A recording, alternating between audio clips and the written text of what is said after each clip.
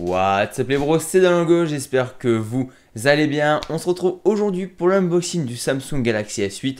J'espère que cette vidéo vous plaira et sur ce je vous souhaite un bon visionnage.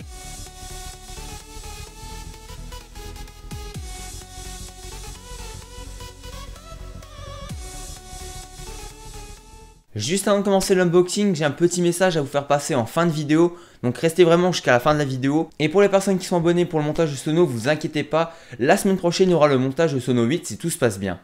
Allez, c'est parti. Quand on reçoit le téléphone, on a ce premier carton. Donc on va l'enlever.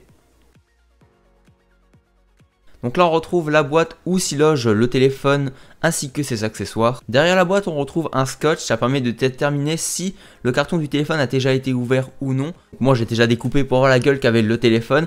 Quand on ouvre la boîte on peut voir que l'ouverture déjà de la boîte est vraiment classe. Donc on retrouve en premier le Samsung Galaxy S8 protégé par du film plastique. Personnellement je l'ai pris en noir carbone, je le trouve vraiment classe dans cette couleur.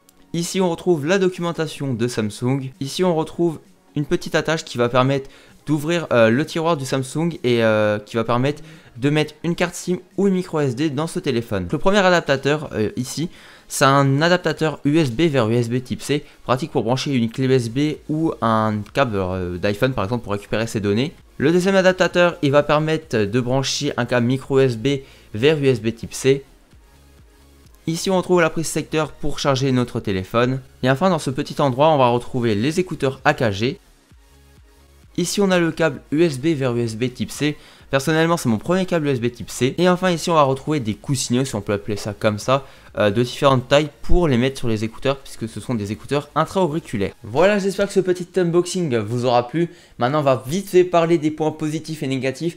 Donc j'en ai pas tellement parce que ça fait que depuis une semaine que j'ai le smartphone. Il y a des tests sur internet mais je préfère me forger mon propre opinion. Donc le premier point positif de ce Samsung, c'est l'écran. Il a un écran vraiment excellent, c'est un des meilleurs du marché pour le moment. Pour la petite référence technique, c'est du Quad HD en Super AMOLED. Donc bah voilà, la qualité de l'écran est vraiment excellente je trouve par rapport à l'iPhone 7 que j'avais avant.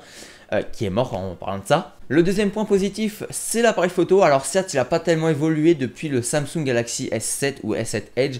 Il y a une petite évolution logicielle, mais je trouve que en termes de photos ou vidéos, c'est vraiment pas dégueulasse, c'est vraiment propre même. À part la stabilité vidéo qui laisse un petit peu à désirer, je trouve que l'appareil photo est vraiment classe sur ce S8. Je trouve même que les couleurs sont plus chaudes par rapport à l'iPhone, en tout cas l'iPhone 7 que j'avais avant. Le troisième point positif, c'est son OS et sa rapidité. C'est mon premier téléphone sous Android et j'ai vraiment pas été perdu. Le téléphone est vraiment fluide, on est vraiment plus libre que sous iOS et ça vraiment, c'est vraiment cool. Je regrette même de ne pas avoir eu de Samsung avant. Je trouve vraiment que le S8 donne vraiment une claque à l'iPhone 7 pour mon point de vue, en tout cas pour mon avis. En termes de points négatifs, j'en ai pas tellement à part le lecteur d'empreintes digitales qui est vraiment mal placé parce que quand on déverrouille le téléphone, on a tendance à dégueulasser l'appareil photo. Alors certes, il y a la reconnaissance faciale ou le capteur d'iris. En tout cas, moi j'utilise le truc facial et des fois ça déconne. Enfin, une fois sur deux ça déconne.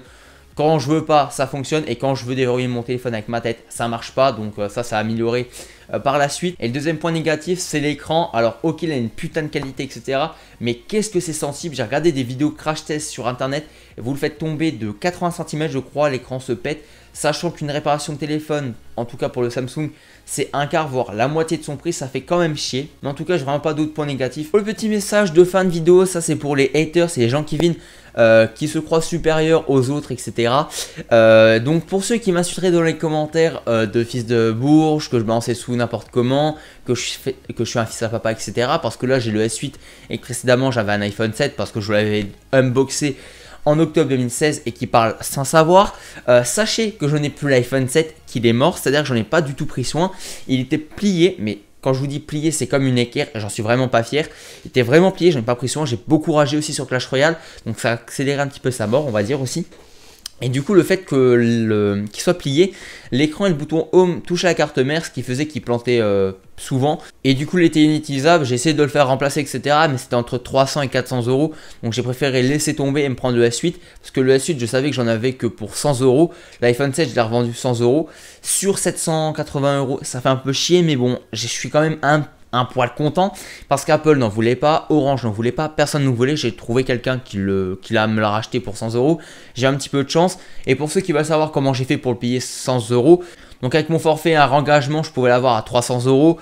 À ces 300 €, vous enlevez les 100 € de l'iPhone vendu, ça fait 200. Et j'ai réussi à négocier une petite réduction de 8 € sur 12 mois, ça fait 100, ça fait un peu plus de 100 € de réduction sur 12 mois, ce qui fait que le téléphone, mon père m'a dit, bah tu me donnes 100 €. Et du coup, j'ai eu la suite pour 100 €. Et du coup, l'iPhone 7, je l'ai pu, il est mort. Je suis vraiment pas fier d'avoir pété, mais voilà, c'était la petite réponse à ceux qui veulent savoir pourquoi j'ai plus d'iPhone, ou pour les haters qui diront ouais, t'as un iPhone 7 à la suite. C'est pas du tout le cas, le 7 est mort. Donc j'espère que cette vidéo vous aura plu, n'hésitez pas à la like, la commenter et la partager. On se retrouve la semaine prochaine pour le montage sono numéro 8. C'était dans le Goga la forme. Ciao tout le monde.